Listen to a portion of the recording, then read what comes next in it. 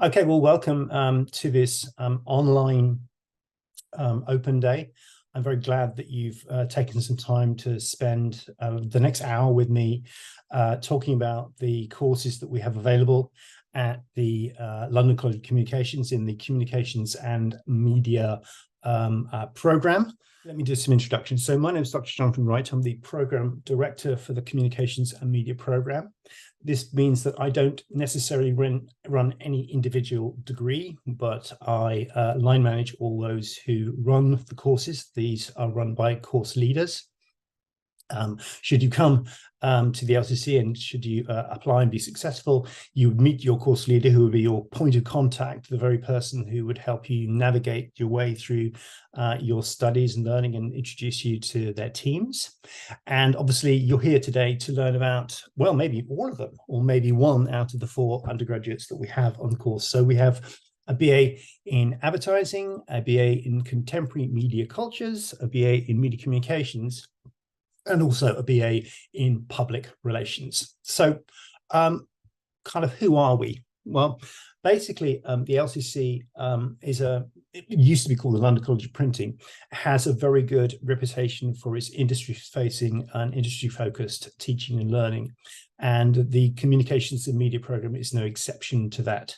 As we go through, I'll tell you a little bit about the other programs that are on offer at the LCC, but essentially, we focus on training and introducing our graduates to work within the media and creative industries. We have a long-standing reputation, particularly in relation to journalism, photography, and creative media content.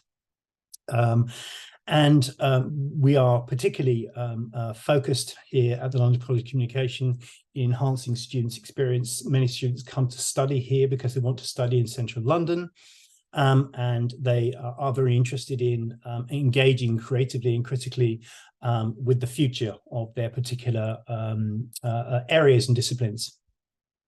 So in the School of Media, we are a vibrant teaching and learning community. We also engage in externally facing research and community activities.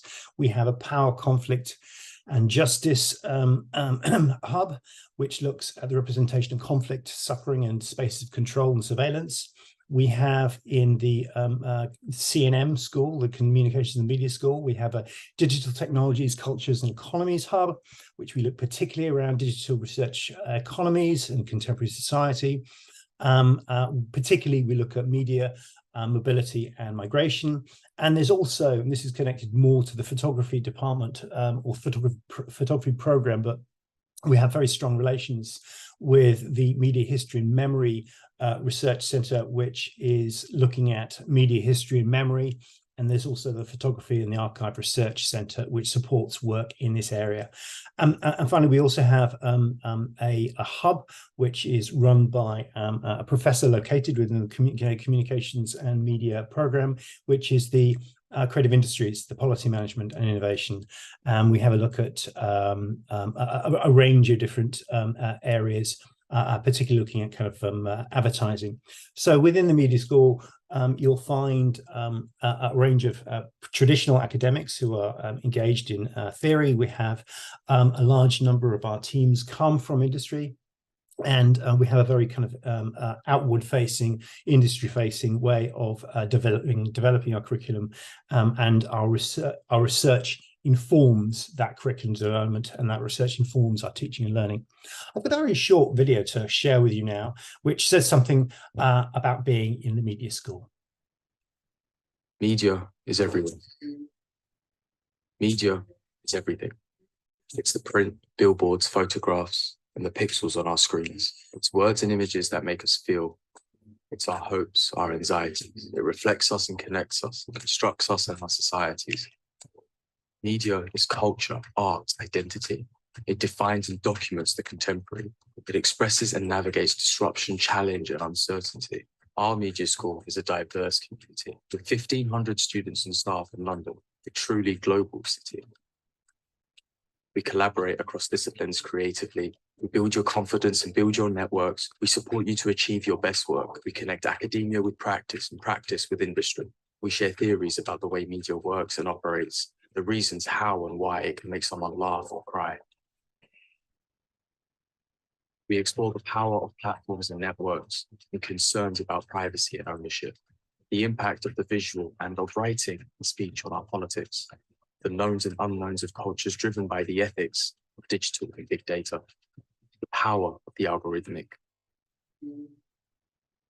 Thinking and researching and learning by doing, we become conscious, critical communicators and ethical content producers who transform ourselves and the world around us.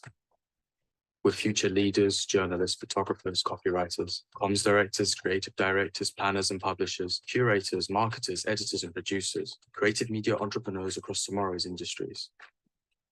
From printing plates and pamphlets to publishing to platforms, propaganda to populism, deep fakes to fake news, Facebook to filter bubbles, AI to VR, activism to identity politics, brands to branding, art to artistry, mainstream mass media to memes, promotional culture, popular culture.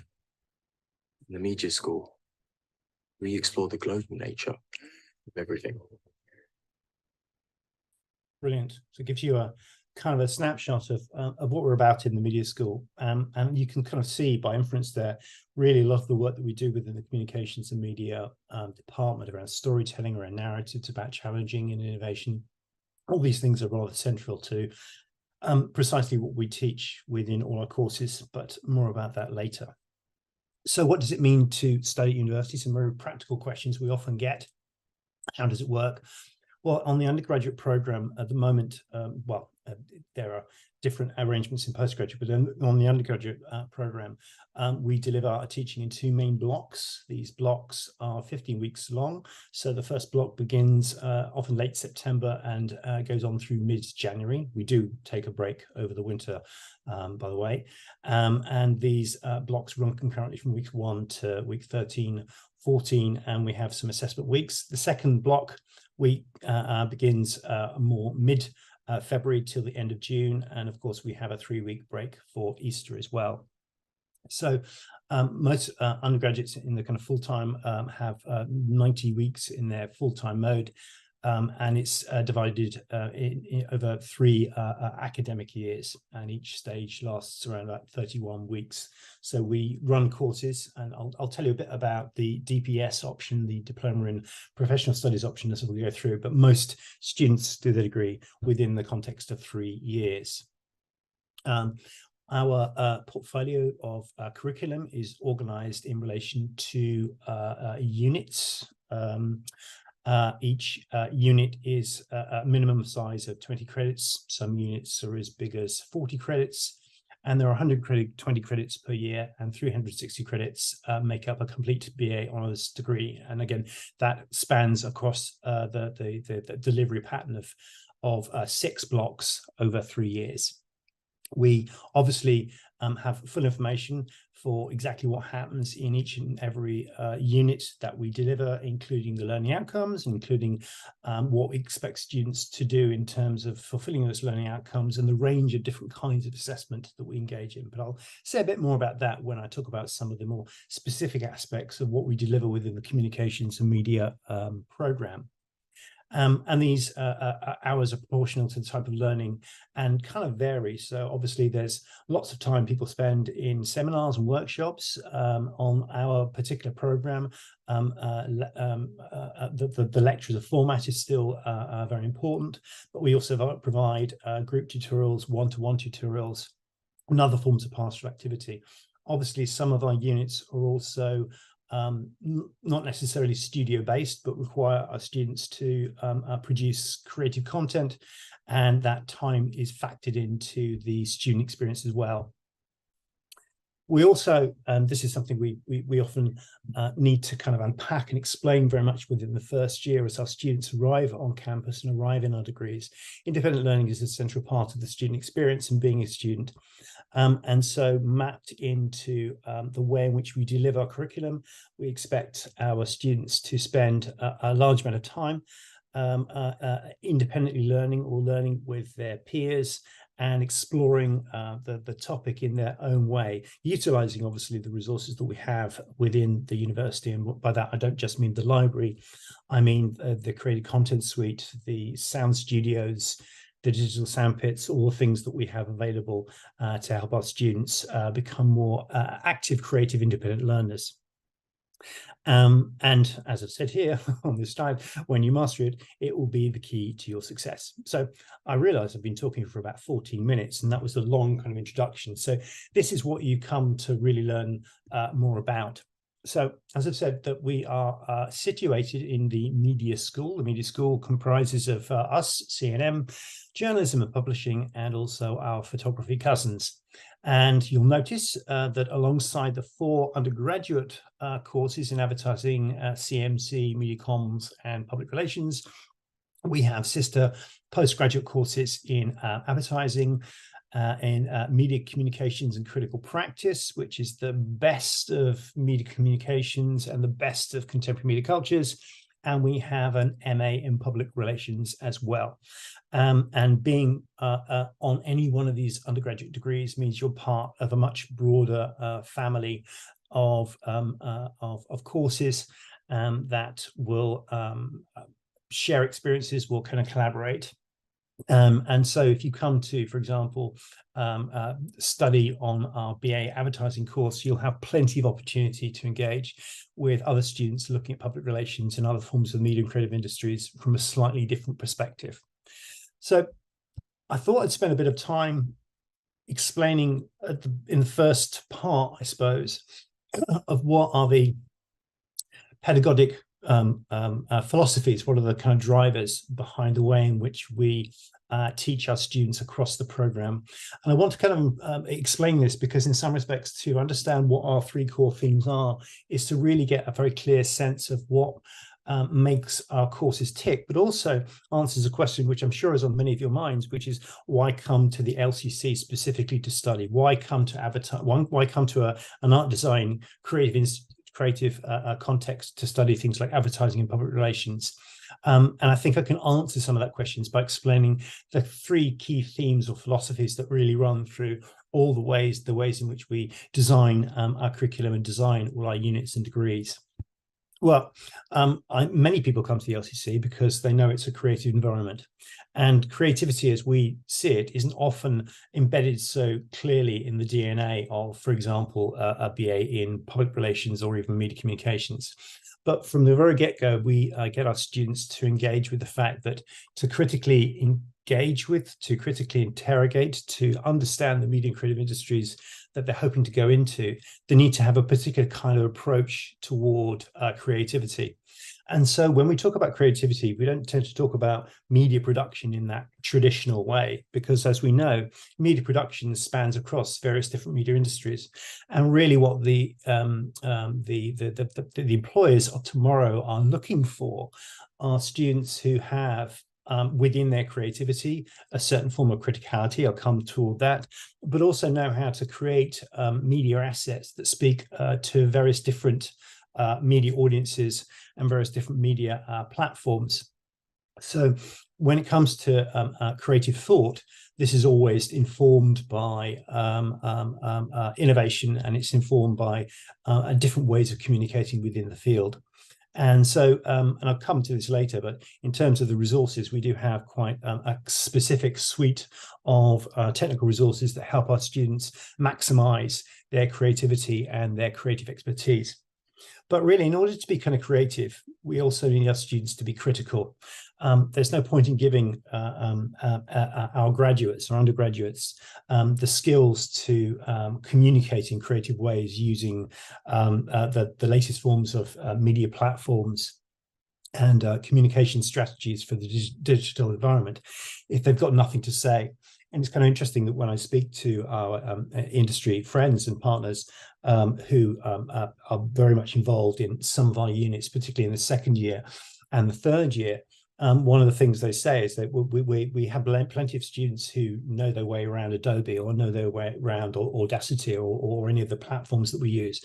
What we're looking for are students who have something critical to say, have some sort of innovation or intervention to produce. So in some respects, criticality is always as important to us as enabling our students to creatively communicate their ideas.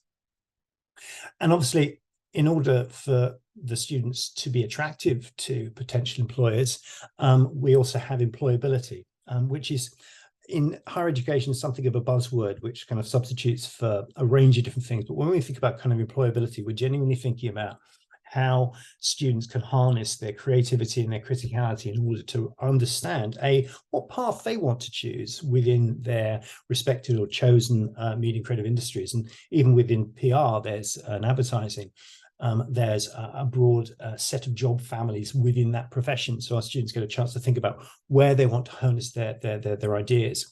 So whilst many of our courses are core to the content and core to the explorations of the worlds of public relations, advertising, and the more general media and communication industries, we also think very much about what kind of skill sets, what kind of knowledge sets students need in order to progress within their chosen field. So they learn the creative and critical skills important for employers in the communications industry. So to explain, therefore, what we try to achieve, and I think what we successfully have achieved within our curriculum, is the ability to combine creativity with a critical edge, which leads to greater forms of employability within our student population. And in terms of the exit, in terms of those students going into graduate level employment within 6 months, most of our courses are running around about 95 to 96%. So most of our students do go on to meaningful jobs within the creative and media sector. So this is usually the point at which I pause, take a breath, and ask if anyone has any questions, but we're not in the real world, we're all virtual, so I'll carry on. But just to remind you that if you do have any questions, or is there anything that kind of strikes you, please do pop it in the chat, and Becky and her team will pick that up and I'll answer any questions you have toward the end of my talk. So I'd like to give you some examples of how we do what I've just described we do. So as soon as our students arrive within their undergraduate experience, one of the first things that they're confronted with after a course that introduces our students to the specifics of advertising, the specifics of PR, the specifics of media comms, the specifics of contemporary media cultures, we get our students from the right get-go to think about what it means to be creative. What does creativity mean, and how does that connect to implicitly criticality and employability?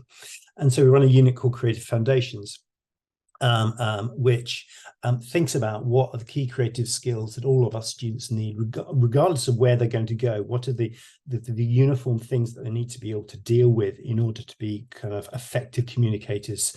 What critical skills do they need? And we've identified 4 main kind of areas. Our students need to be really very good storytellers. Everyone needs to be able to write and narrate. Our students need to be able to know how to effectively use the audio sphere. I mean, we do actually have specific courses that students can do right across the program on audiovisual production, and particularly we look at blogging. We get our students to create audiovisual content whereby the audio is thought of in a quite different way to the audio specific unit. And we also get students to engage not necessarily with the traditional forms of web design. We don't teach coding, but what we do teach is creative web-based content generation. So how do we, our students get to think about how they can produce material that is designed for the online environment and is interactive to its core. And by the end of Creative Foundations, which is in February, so it's the first block of the first year that they arrive at college, they'll have a chance to experiment with sound, with audiovisual, with web, and with writing practices. And we also introduce them to the college-wide facilities, and also facilities that are more specific to our particular media and communications program. So we have a generic digital space, but we also have a digital content creation suite. we have a space where students can develop. It's going to have like a sound lab, and we've also got a creative sandpit. We've also got a social media monitoring room as well, which maps into a lot of the work that our students do around branding and the uses of social media. So that's how we embed creativity right from the get-go in our learning. But as I've said, I feel like I've said it more than once, but as I said, there's no point in being creative if you can't be critical and you don't have things to say. So in year one as well, we also have a big emphasis on providing all of our students with the kind of critical language that they will need in order to interrogate the media and creative industries. So the unit called Media Communications and Culture, which is delivered to all the students, but students have a individuated path through it. So we localize this globalized unit, and really it provides them with the fundamental ways of understanding ideas to do with the political economy of the media. We talk about audiences and network publics, and we also talk about the intersection between kind of social media and forms of kind of political discourse. So there's lots of different ways in which we introduce to our students the importance of having some kind of critical edge. So year one is really providing students with the foundational skill set that they need to develop their practice within their course, but also a real kind of sense of the intellectual engagement, the inquiry, the way in which they can kind of stretch themselves academically, really to have a very clear understanding of their chosen media creative industries, but also to kind of think about what needs to change, and what are the challenges that kind of lie ahead. So that's to year one. And then in year two, we kind of shift our perspective, keeping those creative juices flowing and keeping that criticality sort of central to the experience. We spent a bit more time focusing on getting our students, I don't want to use the term industry fit because I think it's trite, but getting our students in a place whereby they get to make some concrete decisions about where they might want to go after they've graduated, and how what they're learning in their course connects to the wider media creative landscape. And so we have a course called Professional Industry Practice, which runs alongside another unit called Global Media Businesses, which provides students with the critical skills to understand the global media landscape. But at the same time, we also spend quite an intensive period of time at the beginning of the second year preparing students for professional media jobs. We also prepare our students for the opportunities for internships and placements.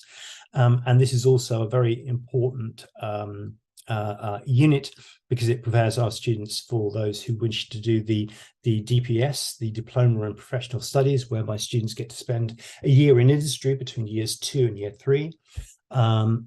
This unit prepares them for those opportunities. I'm wondering if that might possibly become one of the questions that will come up. If that's the case, I'm happy to talk more about that DPS option in the Q&A session. And then in year 3, while students have had an opportunity to do a range of optional units, which I'll talk about in the next slide. They'll also have done a research project, which is the equivalent to what we may well describe as a dissertation. They'll also have done a creative final major project where they'll have produced a creative asset in the world. We also spend some time at the end of the student journey helping students explore potential options and postgraduate opportunities. And it's a very kind of structured approach to getting to think about reflecting on their journey, reflecting on where they've identified their own aptitudes, their own strengths, identified any weaknesses or things that they may well want to develop or need to develop in order to fulfill their ambitions for the future. So it's quite a structured sort of exit unit, which helps students produce a very material 12 to 18-month action plan of exactly where they want to go. At the same time, and this is very important, along the student journey, our students have learned to develop and learn to produce a range of different kind of creative assets or media assets. And so we spend some time with our students thinking about what they can do with this portfolio of creativity, this portfolio of stuff that they've created. How will that help them get a position in any prospective kind of employment. So hopefully, and if it doesn't, I'll have to explain a bit more in the Q&A. Hopefully that kind of explains how the three core themes that I started off with, how they are really embedded within the DNA of the courses that are on offer. And the units that I've just described are available to all students. All students do them.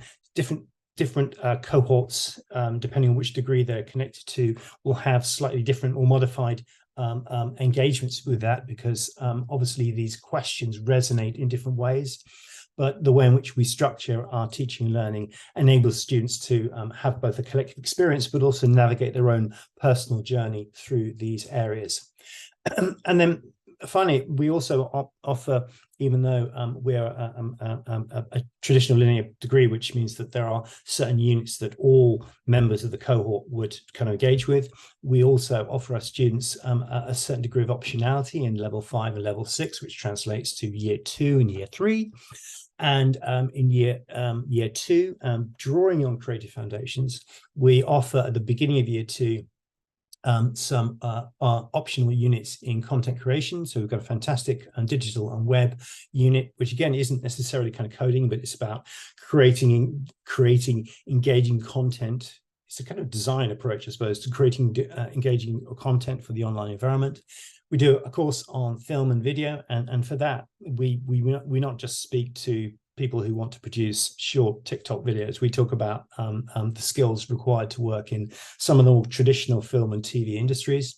And we also have a content creation unit looking at audio with a lens of particular podcasting, but it's not exclusively to that. We also provide some of our students who want to develop their professional skills an opportunity to sort of specialize. And bearing in mind, we have students from a range of different interests and places. This is a really great opportunity, for example, for a student studying contemporary media cultures to have a focus more on something that traditionally advertising students might want to have a look at. So there's a unit on building brands. There's a unit on data and social media analysis, which is where our social media monitoring resources come in to understand the ways in which we understand the uses and behavior patterns that we find within social media.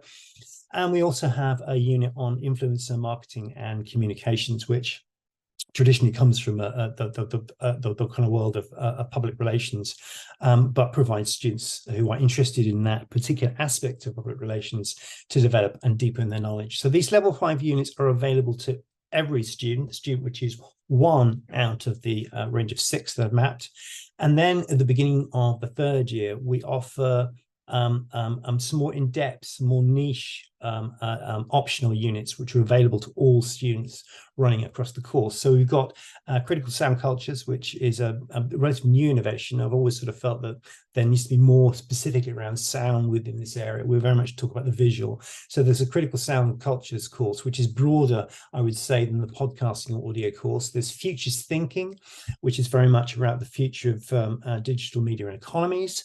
We have stuff that's specifically relevant, I think, to all course degrees on the course, but particularly, it sounds PR-ish to me, is around information warfares, misinformation, conspiracy, and extremism. A hugely contemporaneous set of discussions now, I would say. And then we've got some other another course called Love in the Digital Age, which again looks at the ways in which engagement with social media content is facilitating things like kind of online dating and mediating relationships. And then we have a whole bunch of other potential topics that will be available depending on staff availability, around comedy, around community management, around digital humanitarianism. We look at food. These are all things that emerge from the research specialisms of our team across the program. So that's kind of the curriculum area. I'm going to speak a little bit about what's happening on each individual degree as we go through, but that's just to give you a flavor of what kind of common themes and strategies emerge across the program.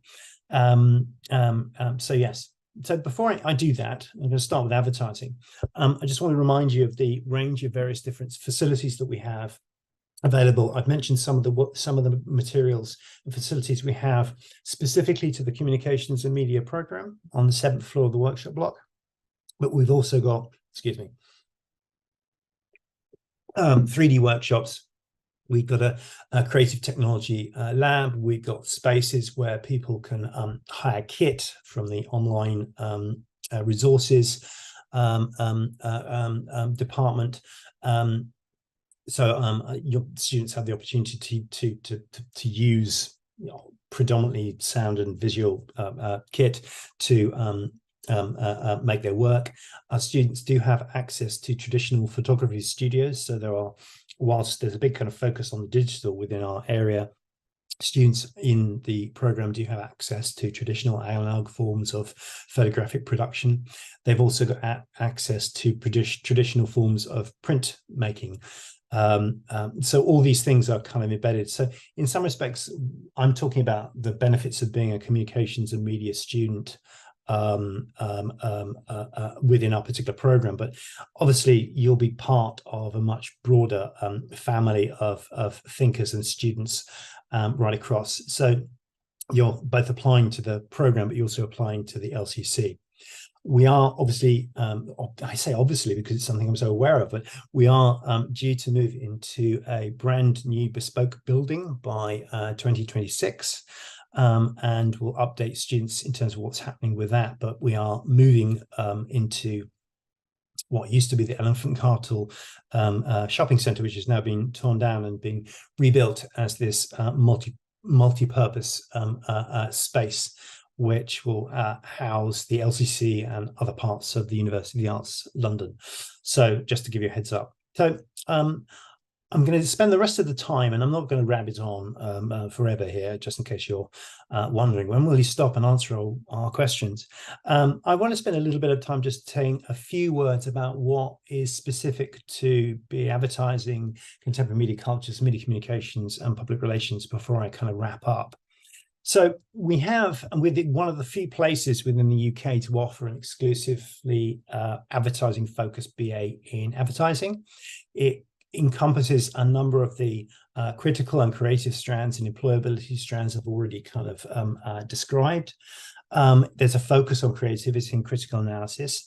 It's many advertising departments find themselves within traditional finance or marketing or business studies departments. Because we're part of a communications department, there's a lot more kind of focus on forms of creative advertising strategy and branding. There's a big focus in terms of the theoretical dimensions of the course on behavioral and psychological perspectives. And we get our students to kind of think about both the practicalities of the kind of creative things that one needs in order to work within the advertising industry, but more also the focus on the fact that a lot of advertising is around what we call ideation, the generating of ideas and the tactical strategic decisions made within creative advertising campaigns. I would say we are accredited to external bodies like the Institute of Data and Marketing and also EdCom. And so the accreditation to these institutes means that there's a kind of clear connection between the way in which we're developing the curriculum and the kind of organizations that are very important to this area. So there are kind of key skills that you kind of find that we map out within BA advertising. There's a big kind of focus on, and I'm doing some side thing, I'm currently doing some research in the program around how we can develop our students' engagement with group work and collaboration, but certainly working as part of a team is very important. In terms of those practical skills, we provide written and writing skills, they creative practices, there's a chance to make your own TV commercials. Obviously, those students who want to focus on the audio can engage with sound cultures and podcasts. But there's a big kind of focus on ideas to do with branded content, strategic approaches to advertising, as well as the slightly more practical things that or skill sets that our students would need to have, our graduates would need to have within the world of advertising. But I would sort of stress that if you're interested in BA advertising, there are key creative aspects to this degree, but there's also a very, very, very strong emphasis, I would say, on where do ideas come from? How do we kind of create strategies for communications? And how do adverts, or how is the advertising industry really kind of transforming itself now, whereby advertisements need to operate across a number of different sectors and a number of different platforms. So these are the things we talk about. Yes, so that's BA advertising. I'm going through this alphabetically, by the way. So if you're interested in PR, stay with me. I'll get to you. We also have a course very close to my own heart. I used to be the course leader for this, Contemporary Media Cultures. Contemporary Media Cultures is a course that has quite a kind of cultural studies background, and in that we have a look at kind of areas around kind of cultural theory and aligned to social anthropology and aspects of sociology, I suppose. The focus in contemporary media cultures is having a look at how we engage with contemporary media cultures from the lens of inclusivity, diversity, ethics, and sustainability. We design units that consider ideas around sort of social responsibility. The course is very much focused around providing students with a critical edge, and that critical edge then informs all the creative stuff that students do. And at the end, our students end up becoming critical thinkers, change makers, cultural advocates, and compelling communicators. And so therefore, the kind of areas of the media and creative industries we look at are not necessarily what you would describe necessarily as kind of mainstream, but are kind of more thinking about how our students can enter maybe into the third sector, or maybe enter into NGOs. So our graduates tend to go on to have successful careers within those particular areas. Also worth mentioning that Contemporary Media Cultures does have a sibling course in Hong Kong, and we collaborate quite a bit with our franchise course in Hong Kong, where they run a version of the degree with the same units, but obviously bespoke to a different cultural context. And those links with Hong Kong and also researches in Indigenous cultures in Australia, all part of the rich tapestry of what the kind of course is about. So there are very few degrees that operate like this on an undergraduate level. It's a really clear blend of theory and practice. It sits within the area of communications and media. I'm thinking more in terms of its the mix of forms of kind of cultural theory rather than necessarily media theory. And it gives you the tools to think about the world in relation specifically to forms of social justice and social change. The brother course to Contemporary Media Cultures is BA Media Communications, which is a slightly newer degree in many respects, only by a few years, but has a slightly different focus to Contemporary Media Cultures. And in that, we look at the growth of media platforms such as social media and how it creates new opportunities and changes the way we communicate and exchange information. Again, there's a mixture of theory and creative practice in the course. The students who are on BA Media Communications do focus, I suppose, in terms of the impact of the digital on the media and creative industries. It looks at the idea of audiences and audience networks. There's a lot of discussion around the role of social media influencers and brands and its implication for social and cultural life. And a key feature of BA Media Communications, which is less so found within Contemporary Media Cultures, is this working with live briefs, working with external partners in order to help our students learn. I'm going to take a break from talking for a second. I'll just show you an example of what we mean by critical creativity. I'm going to show you a piece of work that a third year BA Contemporary Media Cultures student generated. And they were thinking about the impact of social media platforms in terms of from an ethical point of view, but also the emotional and psychological impact of social media platforms. I'm going to play this. It's a short video, but it just gives you a kind of glimpse of the ways in which creative criticality emerge within degrees that we offer, and in particular, BA Media Communications. Hi fam, it's me, Chloe, and I'm so freaking excited to be filming this video today because we have reached 5 million subscribers. 5 million, there's 5 million of you guys, and I am so happy to announce, and of course we're gonna celebrate, but actually this video has a slightly different purpose.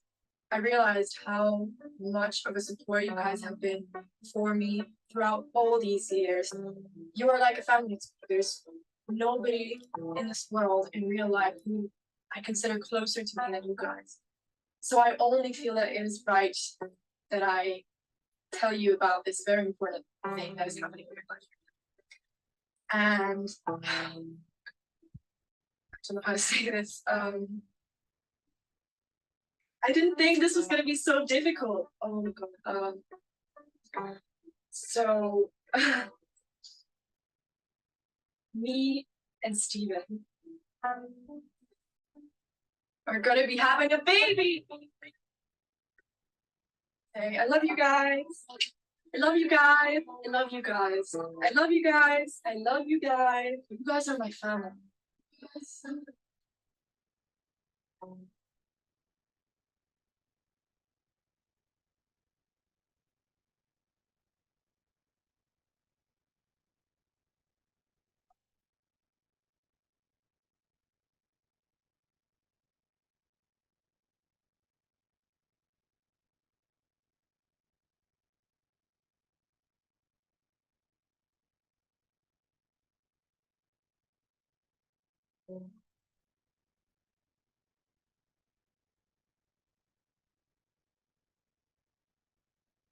I've been reading your comments, and let me say, oh my god, you are the most supportive, best family I could have ever wished for. Thank you guys.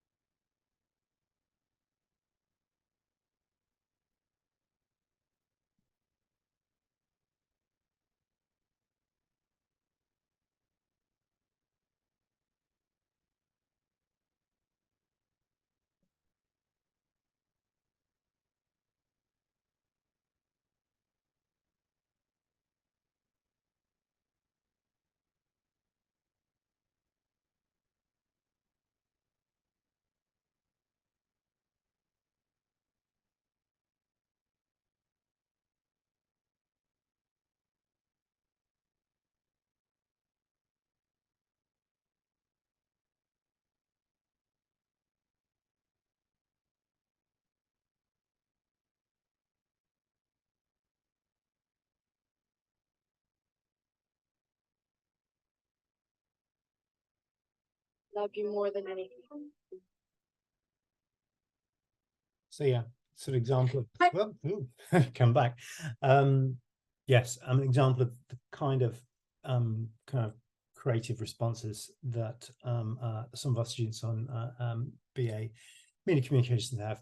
And finally, many of you here, I'm sure, to learn more or something about public relations.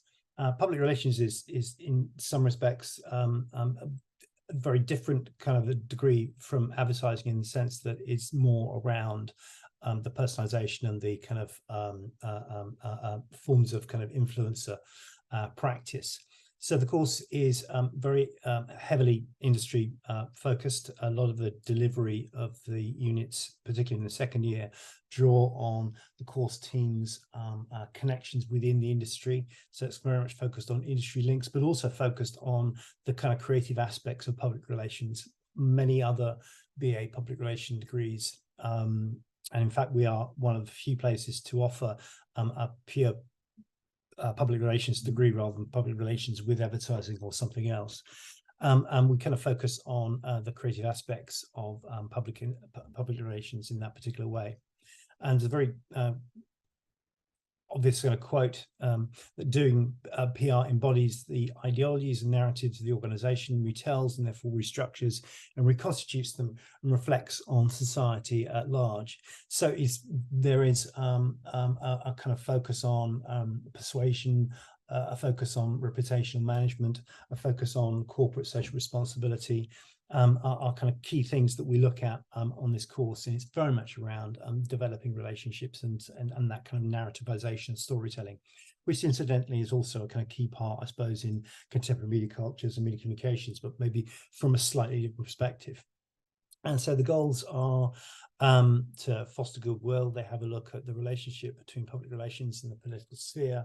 They have a look at the relationship between public relations and lobbying, for example, and the role that public relations professionals have internally within organizations to regulate both the internal communications and external communications. And obviously there's a set of tool skills that students have when they exit from the course. So you will learn how to do traditional things like press releases and feature stories and company newsletters, but also broadly in terms of how public relations is kind of expanding beyond that kind of relationship with the journalists, beyond the interviews and the press conferences, and thinking about how public relations is used in relation to the ways in which organizations promote aspects of what they do, so sponsored events and publicity. So there's lots more information about public relations, about advertising, media communications, and contemporary media cultures available on our website. So I do suggest you, if you haven't already, have a look at the web pages there, which showcase not only student work, it not only also introduces you to course teams, but it explains almost a kind of a block by block account of what units are available and what we will cover.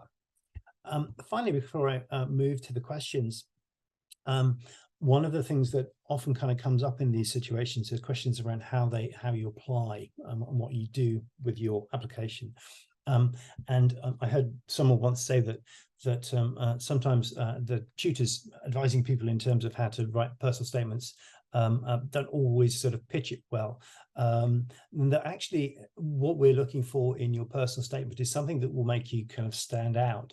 And I'm sure many of you on this call, or the parents of people on this call, are doing A-levels in related subjects or equivalent in sociology or in media studies or in an area that seems to sort of speak to one of the degrees that you're looking at. But what we'd really like to see within your personal statement is something about what you are excited about. Why do you want to come particularly to the LCC? What do you want to do with your degree?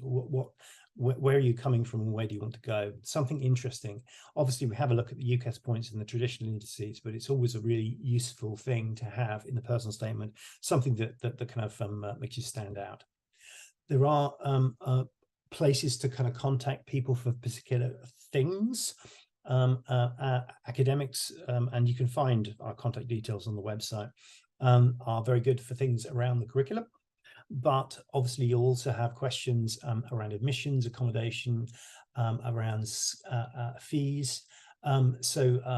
This recording will be up for you. So just pause now and write down the email addresses. So there's admissions, accommodation, and there's funding at arts.ac.uk.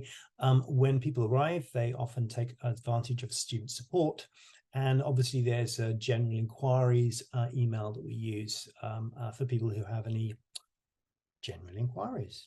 So you'll be pleased to hear that that was the presentation. Now Becca's been sort of sitting in the background patiently with a whole host of questions. I don't know if anyone had any questions to ask me. Hi, Jonathan. Hello. Yes, it's great. Thank you for taking us through that in such detail. It's really interesting. A couple of questions for you. Would you mind talking a little bit about the types of work experience that you can get on these kinds of courses? Yeah, well, let me answer that in two different ways. Our students tend to get internships as part of their engagement with some of the industry speakers that come in. So it sounds rather kind of trite, but it tends to be from within advertising that we use the context that we have within PR as well. And people often get internships, often for very short periods of time, depending on what people want, for say a month or a few weeks. And this is not just shadowing people. We tend to get good internship opportunities from small organizations within the sector. Not all of the internships will necessarily pay, but they are really good kind of experiences. We do also run between years 2 and year 3 is the Diploma for Professional Studies, whereby students in the beginning of their second year explore the option of what it would look like to spend a year working within their chosen industry. So you kind of pause your studies for just a year. The DPS team and the professional industry practice team help students prepare for and get internships. So we don't necessarily provide things on a plate. There are contexts that we have, but it's often the case that a student will be gravitating toward a particular organization. Some students find this a really good opportunity to maybe study in a different town or a different city or a different country. That's absolutely kind of possible. And what happens in this DPS year is students are supported by the university during this period of time, and you have constant updates from your course leader and the course teams. But students come back from the DPS year with a whole bunch of shared experiences, a whole bunch of experiences which they can then pour into their final year units. Have I avoided your question, Becky, or is that the answer? No, that was great. Yeah, I think it gives us a good idea of the types of work experience you can get on the course. Yeah. We've had a question come in from someone who's interested in BA advertising, and they were wondering, if you had to pick one thing, what is it that makes the advertising course so special at UAL? It's working within an art and design context. It's the opportunities to really engage with the creative aspects of advertising, as well as understanding some of those things that I described before in terms of the sort of strategy. So we offer quite an unusual offer, in the sense that it's purely an advertising degree that kind of focuses largely on the requirements of that industry. But because of the way in which we framed it around this sort of program mechanism, students from BA advertising get to have a really clear understanding of those working in the sister industries, such as public relations and the other communications areas. So I think it's a combination of that interdisciplinarity, but also, we're the LCC. We're part of the University of the Arts. We're part of an art and design environment.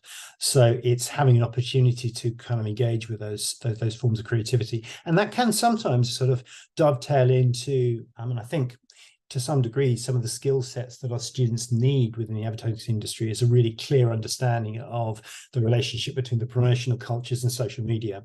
So we're kind of very much focused on traditional forms of advertising, but also those other kind of more creative areas. And in fact, one of our team, the course leader, has done a huge amount of work in relation to advertising and social media influencers. So it's quite, it's different. If you want a more traditional form of advertising, go to a marketing department, but we're not that. That was both explanatory and also defensive. That was great. Thank you. Do you have any examples of what students have, or who they've gone on to work for? This is thank you for asking this question, Becky. For example, within communications and media, a lot of our students have gone on to work for social media marketing organizations. Many have gone into journalism, and many have gone into podcasting as a kind of profession. All the alumni stories can be found on the LCC web pages. Yeah, my apologies to whoever asked that question. That was an administrative omission. I should have included that on one of the slides, but I was so focused on getting the kind of the main content. But it's a really fantastic question, and I realize and appreciate that that's a really important thing that people are looking for is, okay, what kind of job can I get and where will I end up? Yes, thank you. Just 2 more questions and then we'll conclude for the evening. What is the average class size? Depending on which course you enter. So, for example, Contemporary Media Cultures is one of the smaller courses on our course. So on average, we'll have around about 25 to 30 in each year. Public relations is a similar kind of number, around sort of 40. Advertising is slightly larger at around sort of 50. And currently, media communications, which is the largest we have, there's about just under 250 students in the entire degree. So there's roughly around about 80 or so students in each year. Obviously, the more students we have, the more seminars we have. It's not like you get this massified experience, but yes. And in the and right across the communications and media program, including our postgrad provision, there's around about 890 students that we have across. So we're one of the larger programs and have a large uptake in terms of our students. We're popular. What can I say? That's great. Thank you. And then final question, it's kind of a 2-part question. What are the class hours like per week? I know that depends on the course. And also, what's the difference between a lecture and a seminar? Okay, these are very detailed questions. I'm really impressed. So the hours, basically, most units we try to run are 4 hours in duration, or between 3 and 4 hours in duration. These will include a mixture of seminars, lectures, and workshops. Most of our students attend on site around about 3 days a week. You know which days of the week they're going to be well in advance, because we tell you at the beginning of the year. A lot of our students have other commitments, employment commitments, amongst other things. So it's highly structured. So just to say, if we're going to ask you to come into college to engage, we'll ask you to come in for a more or less a kind of full day of things that we will be putting on. But in terms of actual contact time, you do 3 units a block, and each block is roughly around 4 hours. Some are slightly longer because they run for fewer weeks, but that's the general thing. Second part of the question: what's the difference between a lecture, seminar, and a workshop? Well, I can easily tell you the difference between a lecture and a seminar. Lectures do tend to be a bit like what you just sat through, only different. I was going to say better, but I don't want to downplay my own presentation. But a lecture is not a dump of information, but really an opportunity for a tutor to talk through the topic in quite a bit detailed way, using audiovisual prompts and slides as I have today. And it's really, for me, the lecture is almost like a kind of introduction to a particular area. So it's the beginning of a conversation. It's the beginning of an understanding of the area. Often we'll have asked our students to engage with secondary materials and read up in advance of the lecture, and we'll make reference to that.